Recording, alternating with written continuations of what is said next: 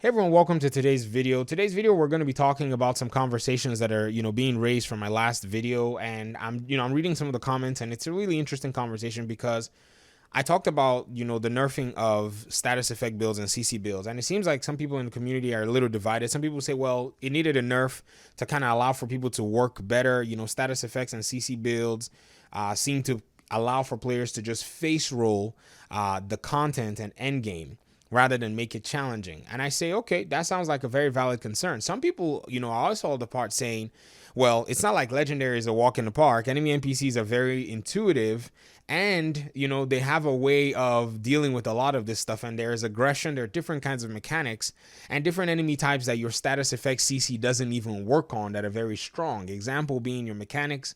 And just because Legendary has one enemy archetype, we can basically look at those things from that perspective, if you get what I mean.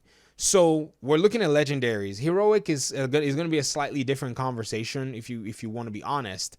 But somebody was asking a question in my comment section saying, in which game do you face roll enemy NPCs by endgame? Actually, that's a good question. I have an answer. I actually linked this video to that comment so that, that audience member could see. It's Assassin's Creed Odyssey. It's an RPG game by Ubisoft. Find different teams. But here in this little clip by T7PDM, he literally 3-taps an enemy NPC that is at the same level as he is.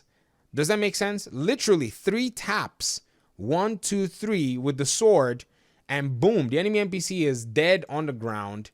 And I guess, the developers, even though they may say things are too easy, I think they are guided by this premise that somebody linked to me from a, Twitch stream from basically last year. So listen to what Terry says about something that is fun and strong. Listen to this. It's a beast to keep track of, for sure. And so things get out of alignment, right? And if you happen to find something that's out of alignment and it feels really fun because maybe it's a little more powerful, we have to rein that in. So something that's out of alignment. Well, nobody ever said that status effects were out of alignment. The question is, status effect is very effective in making content easy. Well, what do? We rein it in. Well, that's not how you do it in endgame. In PvP, I think is where he was probably talking about that context, but I will not be surprised if that context actually spans through the entire mindset of the balancing game that the devs actually play.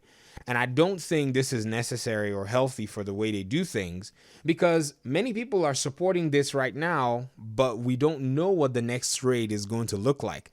I think the next raid is going to be a different way to do things. And I think status effect is actually going to be very, very, in my opinion anyways, useful for that. Because the raid balancing, we don't even know how it is. That's the problem. We have balancing, propositions anyways in the PTS. This is not live yet for heroics, and we have for legendaries, but we don't have balanced propositions for the new raid and how these things work in the old raid and how we're going to see them now. To gather 8 people to go play the raid in the PTS to test out status effect builds is going to be slightly challenging for, even to find people to play the raid themselves. The regular raid is challenging. So how are we even going to go try it in the regular raid to see how it works? Plus, in the next raid, we're not going to be dealing with Black Tusks. We're going to be dealing with another enemy faction. And so there's so much to actually put in place that I think if they want to make this change, they need to make that change at first exclusive to legendary, and putting it there at the 40% is even too high because it was at 25%. They could go to as much as, 30% or 32%, 35% even is a decent place to be. To go from 25% to 40% to me seems like too much of a jump if they really want to do this. And to go from 0 to 25% in heroic, that's actually the difference. They're going from 0% to 25% according to the patch notes. I think that's already too much. I think you can go from 0 to 15%, putting that at a middle ground. Maybe they're putting these numbers too to be outlandish to kind of see how players will react so that they can come back and say we've nerfed it. Man, that's probably a smart way to actually play mind games if that's what they're doing. But at the same time, they need to be wary of that thing that Terry said, which I think is something that has guided their balancing for a long time. So I guess that's basically my own take on this. Let me hear your thoughts in the comment section, because those of us that are still playing the game, we are going to want to come back to the patch and then eventually see builds that do work and are still working. Now, also though, we have to be very, cognizant of the fact that some gear sets have also received some slight tweaks, and some stats regarding repair skills and some other stuff have also been tweaked a little bit as well. So if these have been tweaked, and if we also have Foundry Bulwark still very strong, because the changes they made to Foundry Bulwark were not really, that bad, then these may be things that actually allow for, the game to still be playable and you can still run through things.